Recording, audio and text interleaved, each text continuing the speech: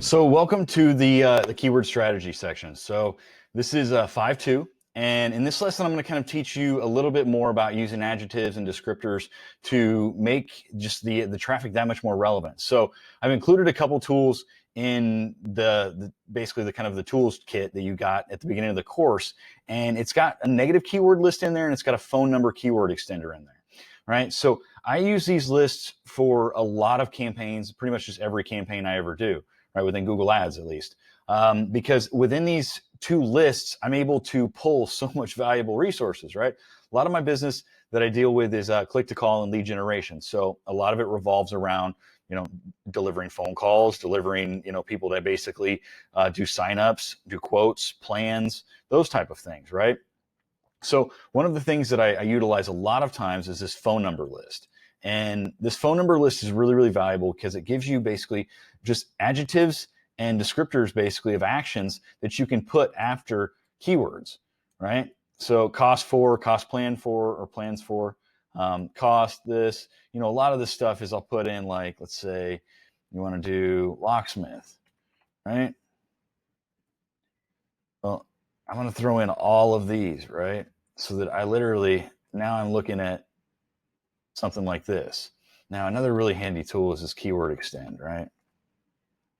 So since we're talking about keywords and we're talking about strategies and putting them in, this is what I wanted to bring up, because what I can do with this particular tool is I can actually throw this in here, put locksmith in, I can throw all these other nice little adjectives and descriptor terms of actions in here, and go ahead and, depending on what I want to do, like, do I want to do brackets? Do I want to do, quotes? Let's do quotes and brackets. We'll throw them in there, right? It'll create me a nice long list of these keywords that I can throw into my campaigns just to kind of start off with. Right? And a lot of those keywords, you'd be surprised like how just easy they are for people, and they don't put them in there, right? And then as well with the negative keyword list, it's also an incredibly valuable tool because, again, you have all this geography stuff in here. You have nice zip codes, things to help put in there as like descriptors, right?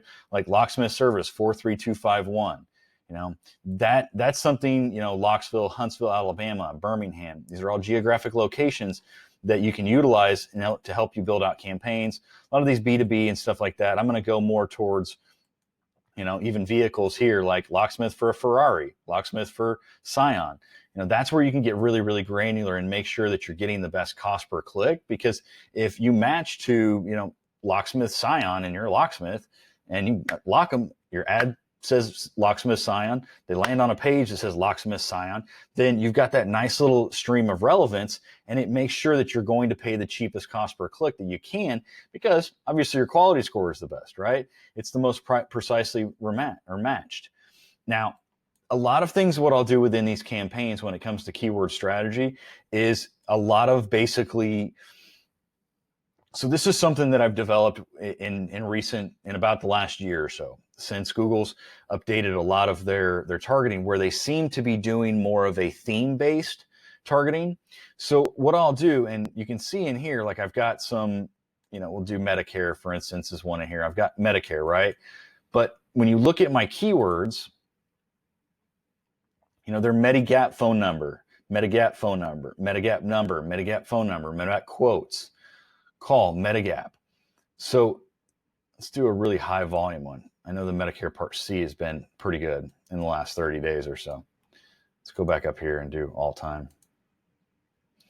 And again, you can change the location, you change the time frame that you're looking at, do all this stuff. So Part B has the most traffic, so let's look at that one. So, what we're looking at here is like Medicaid phone number for Medicare Part B, Medicare. What I'm trying to do is I'm trying to create like a theme of government services, and the theme of calling government services, right? And Google will actually interpret that and show that and like whenever they go reach out for people, they will, whenever I like throw a bunch of budget in here and all of a sudden they're like, hey, we've got more money to spend, what they'll do is they'll go search for that same kind of defined audience, right? It's not going to be somebody where all of a sudden they're like, oh, I need to talk about the Medicare news, right? Or the story about Medicare ripping somebody off or them not paying out properly, right? It's going to help centralize what that overall theme of that ad group is. And again, whenever you start to scale, it'll help you because that theme will be interpreted that way.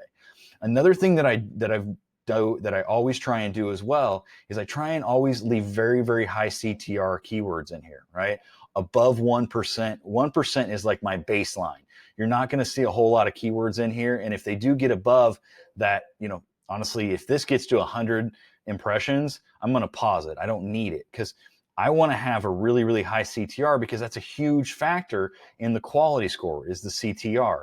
So I'm going to start it out with keywords that are extremely relevant and have, whether they be broad match modified or they be phrase match, because when you're starting that out and if you can establish that CTR at the onset at a much higher rate, you will have way cheaper and way better results than if all of a sudden you throw in some very, very broad keywords and you get a really, really poor CTR.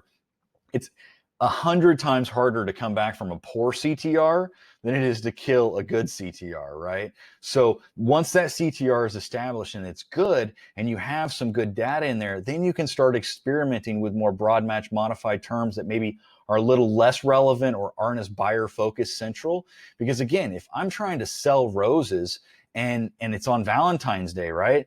Like, what are the keywords that I'm going to be probably putting in, right? If I'm a florist, I need to have buy roses, roses delivery, roses for my wife, get roses delivery.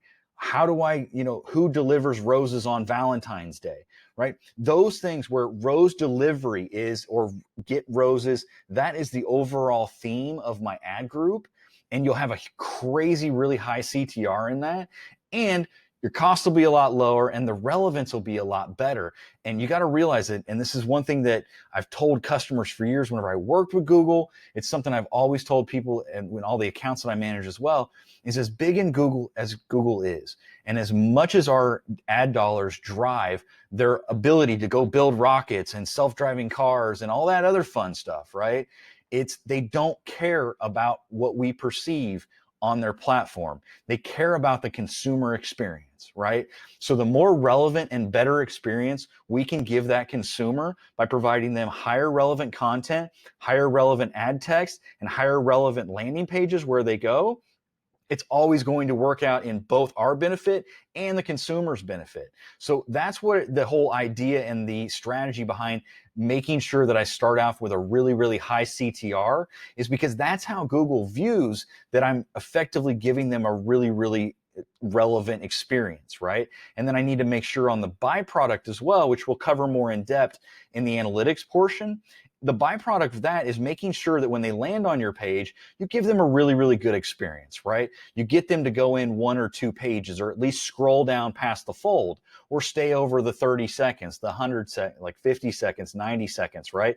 The longer that Google sees them basically staying on the page and interacting more, so that relevancy is a key factor, and that's how it's determined, right? They don't have the ability to reach out and ask a customer like, oh, how was the experience, right? The core metrics, how they determine that is, again, how long they're on your page, what the CTR was, if they bounced or not. And those things are stuff that they look at on the back end in order to make sure that your quality score reflects the ability to give your consumers a relevant experience, right? So you need to be very, very mindful of that as you go through and you're creating these campaigns, is always make sure that you're really starting off with that high CTR, because again, you can always expand, but it's much, much harder to retract whenever you've already done so much damage in the account, right? If you get your CTR under that 1%, even under, like, I don't like to fall under a 2 or 3%, to be quite honest with you. If it falls below that for me, I'm like if it falls below 1%, let's put it that way, honestly, it's better to scrap the account and start over, because the reality of it is it's going to take you much more money to get back above water than it's really worth. So with that said, at the very minimum, make sure you're starting your campaigns off at broad match modified. If you're like me and you're hyper focused on them and you watch them, broad match modified is definitely a good way to start, where you can make dynamic changes really quickly according to the data that it's giving you, and be able to make quick movements so you don't lose dollars and you don't get upside down. Otherwise than that, if this is more of kind of a passive adventure for you, then you maybe want to start off on the phrase match, because that'll really give you the really relevant, tight, high quality score traffic that's in there and that's necessary, right? So the next thing that I want to cover and how you find this again is the search term report. So I've kind of showed you how I phrase my keywords. Now, if you go into the search term, this is basically how the actual terms that people are typing in there, right? So this can give you some really, really valuable information. And like I covered in the last lesson, you really, really want to make sure before you start making a whole bunch of, keyword changes and changes to the match types that you're not going to do something that's going to be extremely detrimental to your account by pausing something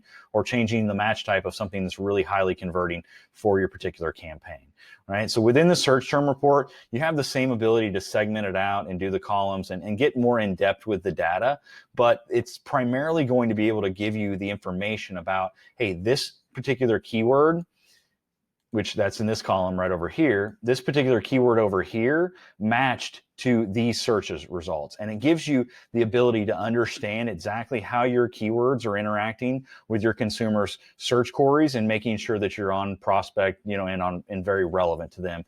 And that'll honestly save you a lot more dollars in the long run. And it'll also give your consumers a hell of a lot better of experience, which will increase their loyalty with everything, right? So one of the other cool features that's on this, the Keyword Relevance Act, or the keyword kind of tab that you can play with, is this Auction Insight. So the Auction Insight is something that it's from a campaign-wide total. It'll tell you who you're competing against, right? So this tells me what I'm basically, my impression share compared to Easy Medicare or Medicare Solutions or Medicare.online. And the different columns that are reflected here, you have your impression share, so it tells you what your overall impression share is compared to the people that are also bidding on the same terms as you or like terms. It gives you your average position, which tells you how you compare to them. Your overlap rate is basically the rate at which times that you are in the same auctions, right? So EasyMedicare.com is competing in the same number of auctions as us 48.2% of the time. The position above rate means that even when we're showing up in those same auctions, though, we have a 64% likelihood that they're above us. So we're showing up below them, even though, we're up in those same auctions, right? And the top of page rate, we show an 83% rate, which that's pretty close to what they are. But again, those are things where you get very micro with the data. They may not line up specifically where you're looking for like 100% matchup. So don't let that kind of worry you or anything like that. That's just basically those auctions that you did compete in. Comparatively, you were at an 83 where they were at more of 82, right? And the absolute top of the page rate is how much you were at that exact match. So you're at 83% of the time, you're at the top 2 or 3 positions, while 88% of the time they're in those same top 2 or 3 positions during those 48% of the auctions that you're overlapping, right? And then the absolute top of page rate, they're at the very top position, 36, where you're in there 32. And those are only in the same auctions that you're competing in, right? That's what this overlap rate. Now, ranking share, they're outranking us 24% of the time. So in the auctions where we compete. So that's how you can kind of address, who you're competing with and so on. It also is something to be mindful of whenever you have a particular term that you think is very, very high quality, to look at who you're competing against, right? If I've got a particular product that I sell on Amazon, but I'm also competing against Amazon, might not be the greatest idea to try and compete with them, right? So that kind of goes through a little bit of the strategy that I utilize and the tools that I make sure to keep my strategy on point and on track. And again, as we go down through this, you're also going to see how I start to layer some of these audiences in. And I'm also doing some just very constructive negative strategies at different ad group levels in order to make sure that stuff isn't matching up, right? Like I may put Medicare Part B in the Medicare Part C ad group in order to make sure that they aren't overlapping whenever I'm trying to, match Medicare Part B to Medicare Part B, because Google will do that because Medicare is the root term in that, right? So there is the propensity at sometimes to do that. Now, to add these negatives in here, Again, what you're going to have to do, it's a really, really easy process, and we're going to cover more in the next module as well about going into negatives. But while we're on the search term report, you can actually add them directly from the search term. And all you got to do is just go from here and hit add your negative, add as a keyword or add as a negative. So it gives you the ability, if you find something that's really, really matching up, like this MSP California, maybe, right? It had a conversion rate of 200%, converted at $1.24. Hell, that's a pretty good keyword, right? Let's go ahead and throw that in the ad group. I'm going to throw it in there as a phrase match, because that's how it's matching down here. And I don't mess with the final URL. That's something that honestly I've never really done. It gets way too granular and way too hard to keep up with. The max CPC, you just let it go from the ad group level, or the account, whatever the campaign strategy is. So these two columns I leave alone, and I'm going to go ahead and again change it so that my match type meets my appropriate goal, and I go ahead and hit save. And then let's say there's something in here that's just horribly out of whack. Like, let's look at something that's cost per conversion is really, really high. $96, right? Medicaid phone number, number 2 Medicaid, right? Like, I actually added those in there. Those are some of my cost savers, right, that I was telling you about. But to add them as a negative, same process. You can actually add them at 3 different levels. So at the ad group level, campaign level, and negative list, which we're going to dive more into the next lesson. So again, this is very, very important whenever you're going through and adding your keywords and understanding how they're showing up and reflected to your user search, that you can match them up as relevant and as tightly as possible. So if you see a particular keyword is matching to something else that's a little bit further out here, add that keyword in here, because if you add it in there and it starts matching to that, your cost per click is going to be a lot lower because of the higher relevancy score and the better quality score from it as well. So keep that in mind as you're going through and you're optimizing through the search term report. And I'm going to go through a little bit more in the negative in the next class or the next lesson about adding negatives from here, how to delete proper terms and get rid of them, and then just how to identify, just from utilizing this data, what really is, a negative word, or maybe isn't just a random search that isn't something we need to address. So again, always keep in mind to take notes throughout all these lessons, because when you go through a lot of these strategies, some of the stuff with the CTR, it took me tens, if not hundreds of thousands of dollars to kind of figure out that at the end of the day, it doesn't matter how well one particular term is converting. If that CTR is subpar, then it can really kill your account. And especially when we're starting them off right off the bat, you need to make sure you start off with the best fundamental platform as possible to give you the best cost per click, the highest quality score, and put more money back in your pocket. So I'll see you in the next lesson.